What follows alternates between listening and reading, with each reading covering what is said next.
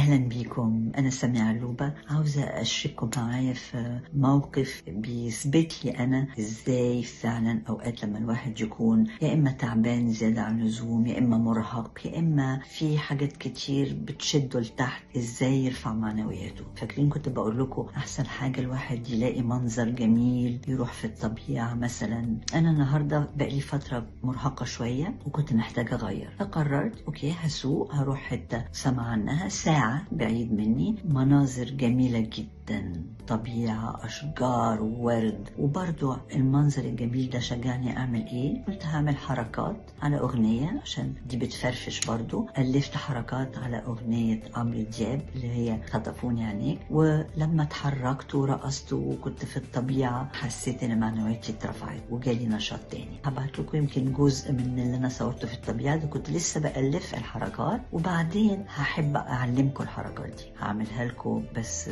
مش النهاردة، هبقى في استوديو مكان أوريكم ببطء نعمل حركة حركة عشان تبقوا ترقصوا على الأغنية دي، لو كان عمرو دياب ما عندوش مانع.